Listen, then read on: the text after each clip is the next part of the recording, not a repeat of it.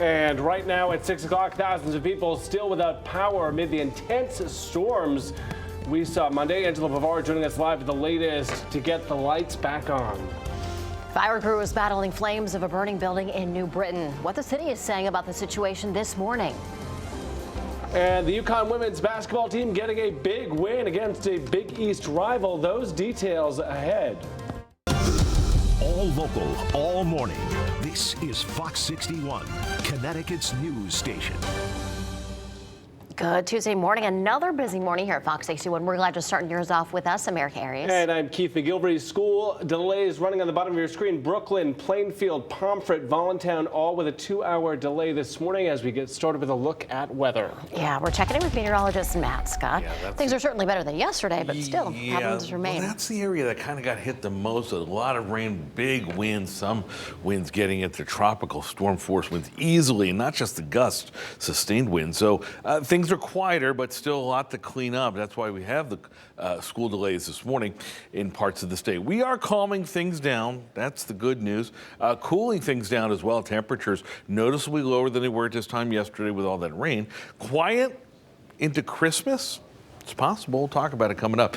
Just a few clouds out there, but the wind out of the west, southwest, becoming more northwesterly. And speaking of off to the north and west, see a little bit of snow. But watch the last frame or two. You see it kind of doesn't quite even make it to I-87. We'll get some clouds out of that, maybe a renegade snowflake or flurry, but that's going to be it. 37 degrees right now in Hartford, 43 in New Haven. You know what? That's not bad for a later Christmas morning. Down to 30 in Torrington, 32 in Waterbury. When you add the winds, which are about 5 to 10 miles, you get a real feel of 28 in Torrington and Wilmanic, 29 in Meriden. So, yeah, the winds are up, but not like they were up yesterday. That's certainly good news. High schoolers getting on the bus this hour, 34 degrees, mostly clear skies, partly cloudy later on, with highs in the low to mid 40s.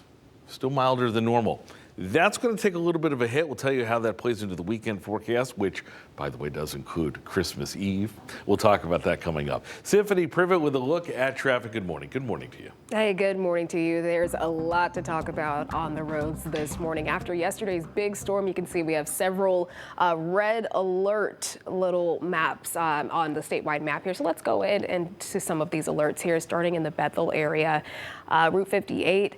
Putnam Park Road is closed between Jacobs Lane and Sunset Hill Road due to some debris in that area. Also in Bethel, Route 53 is closed from South Street to Nashville Road due to flooding.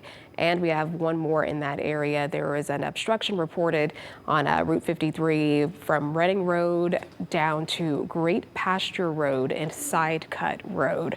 That's just a little handful of some of the closures that we are seeing out there this morning. Taking a live look out in East Hartford. Traffic volume not too bad at this point of the morning, and the camera is stable as opposed to how it was yesterday morning. Hartford drive times looking good. No delays to report on 91, 84, or Route 2. And we're also tracking some breaking news out. We've learned one person is in the hospital after a crash in the 200 block of Fisk Avenue. This happened around 2:40. Police source tells us the car rolled over. Now we are working to get an update on the condition of the person who was hurt out there. Back to you, Keith and Erica. Symphony, thanks so much. All right, power outages linger in communities all across the state in the aftermath of yesterday's rain and windstorm. Yeah, and if you take a look behind us, wires, trees down, places like Avon, flooding in Hartford. As of this morning, a lot of cleanup left to do.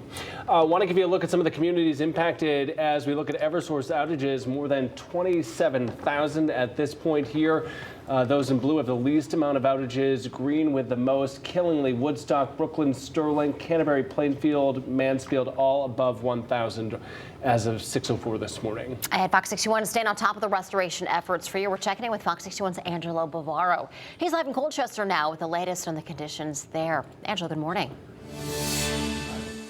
Erica, Keith, good morning. And those crews making progress throughout the day yesterday, overnight, to get the power back on, to get things cleaned up. But the scars from the storm still very visible in some areas. That is the case right here. Tree limbs scattered all over this front lawn.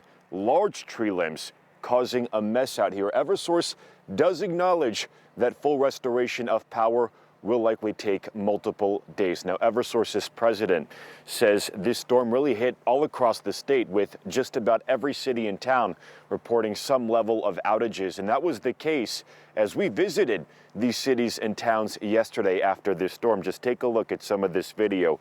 Downed trees and wires along with coastal flooding really causing havoc, leading to road closures, and neighborhood streets turned to ponds. Making things worse, Eversource says last week's heavy rain helped cause more damage this time around. Having them back to back like that, the ground was so saturated from last week's very, very heavy rain event that with all the rain we had this week and then the winds on top of it, it caused more storm damage than probably we would have had the storms not been back to back.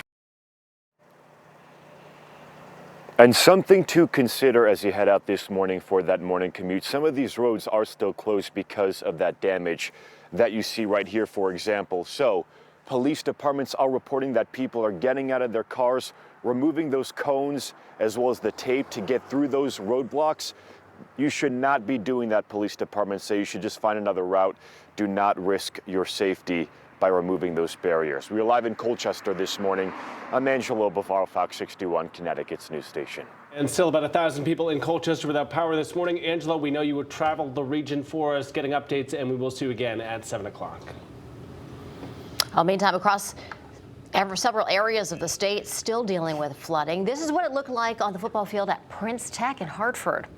And on Chandler Street, Hartford firefighters responded to reports of 2 cars stuck in the water there.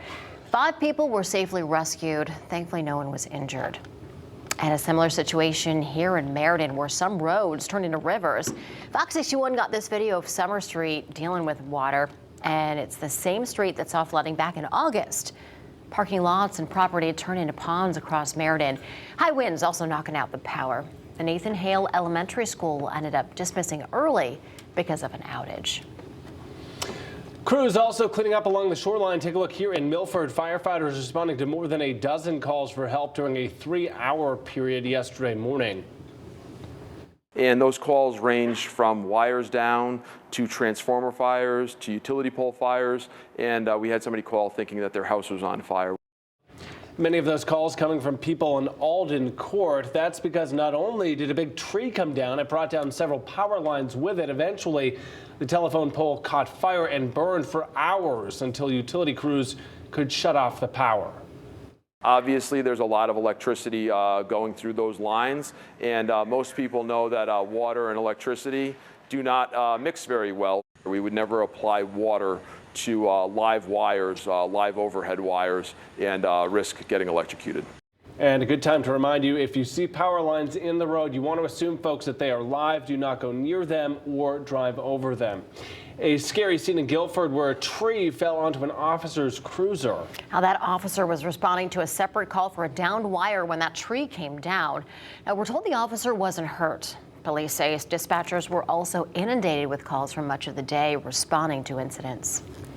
The storm also knocking down power lines on Route 44 in Avon yesterday. Crews are busy working to try and clean up the damage there. And this is what it looked like down in Norwich. Firefighters responding to flooding at the Comfort Suites Hotel on Arturobando Avenue. The hotel had water flooding the parking lot and even busting out of some of the lower windows. Fire engines on scene had to pump out thousands of gallons of water per minute just to keep the flooding to a minimum. Now, to get a full recap of the storm damage across the state and power restoration efforts, head over to the Fox 61 News app and also our website, fox61.com. 6:09 in this morning, in New Britain, one person is dead after a home caught fire. This all happening just after noon yesterday at a 2-family home on Belden Street. One person jumping out of a window to escape the flames you see here. We're told that person was burned. Once firefighters got inside the home, they found a person who had died. Officials have not identified that individual. The mayor there, Aaron Stewart, telling us the fire started in the attic where there was an illegal apartment. She tells us the city cited the building owner for the issue in the past. Well, it was a big night for the UConn women's basketball team in downtown Hartford. The Huskies defeating Butler University 88-62. Ashton Shade scoring 22 points with 2 rebounds.